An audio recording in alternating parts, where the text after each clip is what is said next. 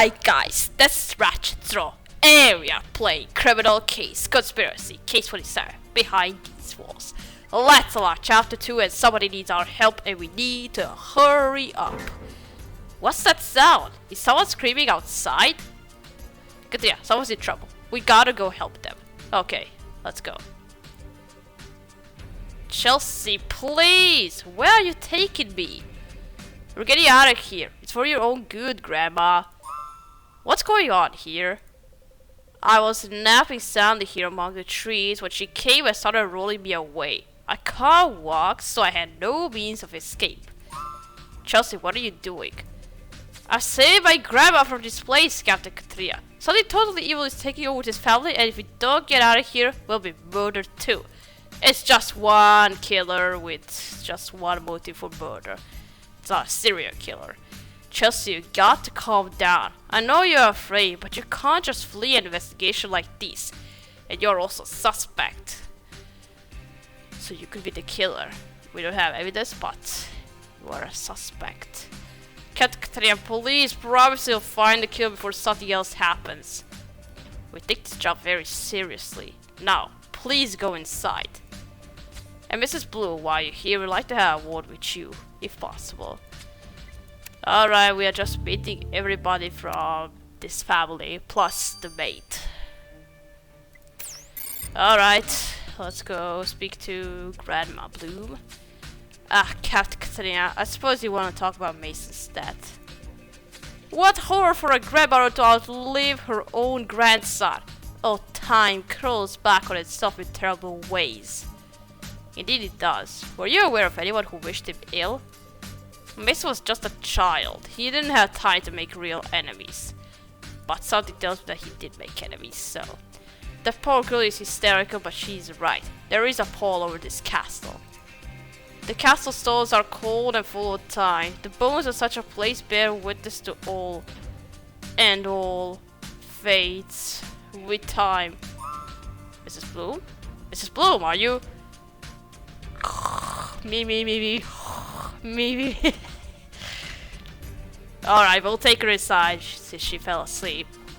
I think she fell asleep, Katria. We can let her rest. Meanwhile, let's take a look around the orchard. That's the first time ever that the suspect had fallen asleep during the interrogation, like me.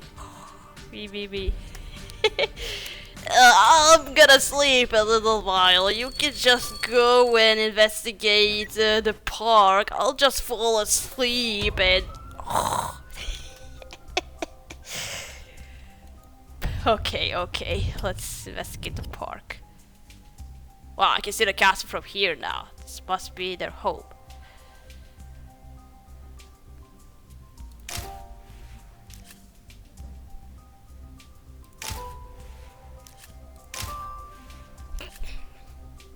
Sorry guys, I can't stop laughing. But besides, it's smiling.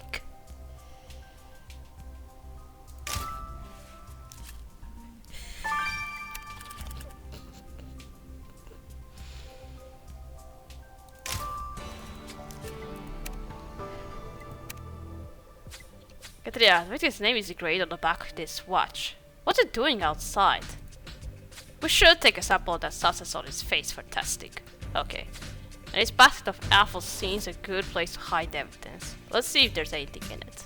Okay. Let's first search through the apples. Maybe the killer left something behind.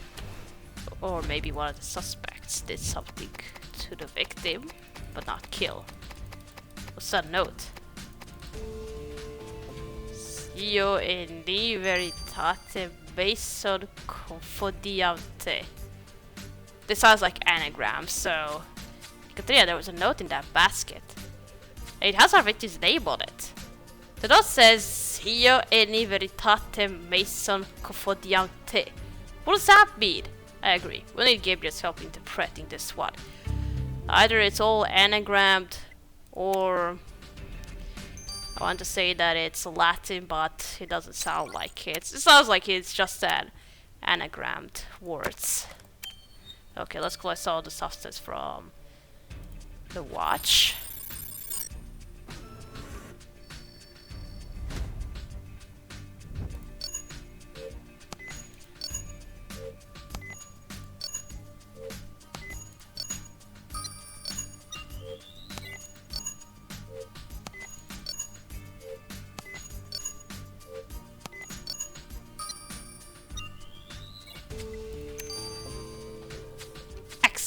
Let's get this up for the watch under the microscope. Okay.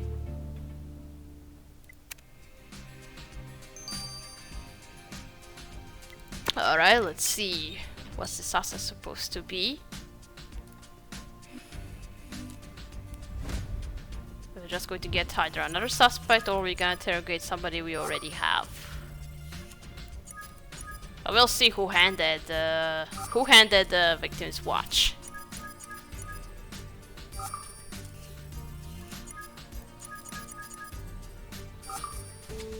You identified insecticide. What? Yeah, the suspect you found on the victim's watch is insecticide. Clearly, Mason wasn't the one spraying insecticide in the orchard. I sure the Blooms have someone to do that for them. The maid. Or maybe, maybe somebody else. Ah yes, says here the estate employs a groundskeeper. That's who got insecticide on the victim's watch. Let's take out the groundskeeper and see what he can tell us.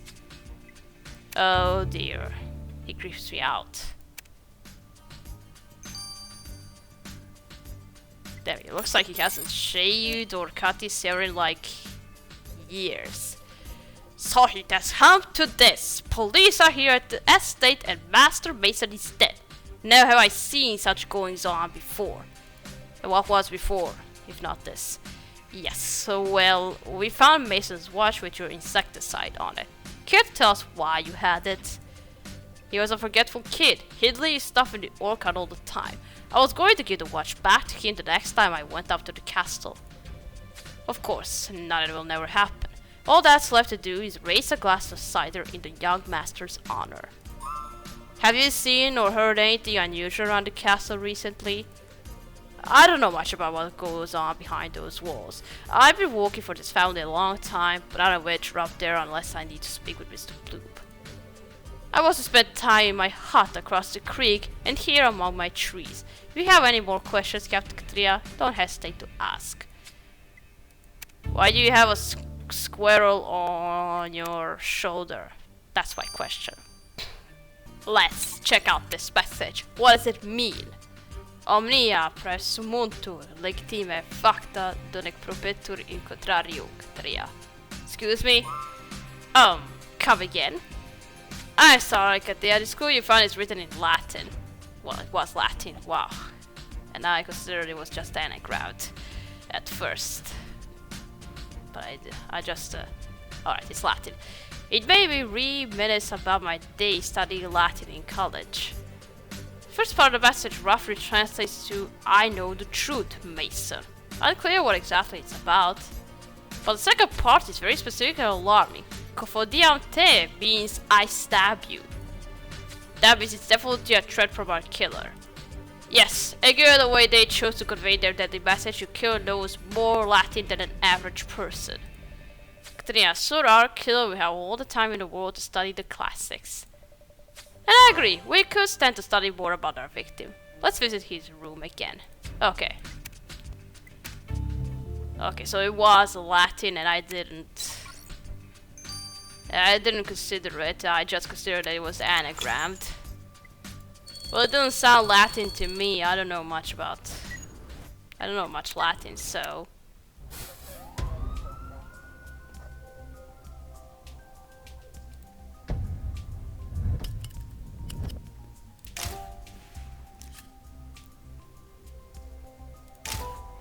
Well, I think I just know who said that. I think it was Julius Caesar. He said Vini Vidi Vici, which means I came, I saw, I won. I think that's all I can think of. And this is a torn up voodoo doll. Did someone try to put a voodoo on the victim? Katria, what is this torn doll you found? Let's reassemble it to see what it is. And I agree, better see what's inside this large trunk of the victim's stuff. Okay. Let's restore this voodoo doll first. Who tried to put some voodoo curse on you?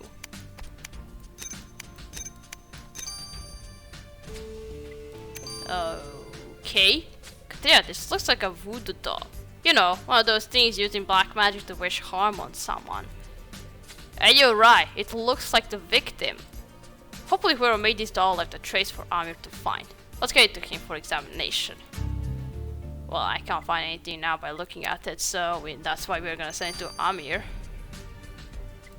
Alright, 12 hours for the voodoo doll. Let's now open this trunk.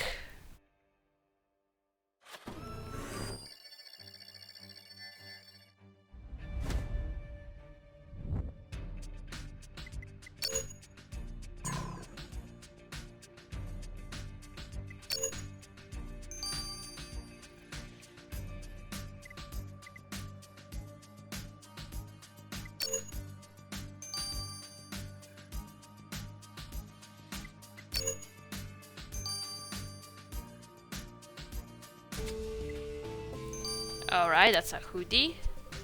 Katrina, the only thing in the truck is this sweatshirt. And there's a note pinned to the sweatshirt. Let's look over the text to see what it says. Alright. Sweatshirt. Whatever. Okay, let's see what does it say on the sweatshirt. You're going, you can't defy me, I am your father. Was it supposed to mean you're going to this university where this sweatshirt came from? The note you found pinned to this university sweatshirt says, you're going, you can't defy me, I am your father. Clyde sounds pretty angry at his son. He didn't mention anything like this earlier. Let's go have another word with Mr. Bloom. Yeah, I really don't like this guy. No. Okay, let's go talk to Clive again. Mr. Blue, we found this note regarding the disagreement you had with your son. Can you tell us about it? Don't be ridiculous. It wasn't a disagreement. The silly boy just thought he could oppose my will. He got a strange notion that he could choose where to study, but all blue men go to Cotterbridge University. He would do the same. It's not for you to decide that, so sounds like you didn't give him much freedom in the matter. And you sound like Mason when he talked about wanting more freedom, flouting family traditions. Well, he's the one choosing, not you. You can't choose how should I say it? Whatever. He refused to shoot clay pigeons with me, pretended not to understand when I spoke to him in Latin. Blue men drink hard cider we make ourselves, but he insisted on drinking that rocket cow swill. Mason was getting out of control. He dared defy me, his father. My word is law. He knew that. Mr. Bloom, you clearly kept your son on a tight leash. We hope your need to control him didn't culminate in murder. See about it because I really hate this guy.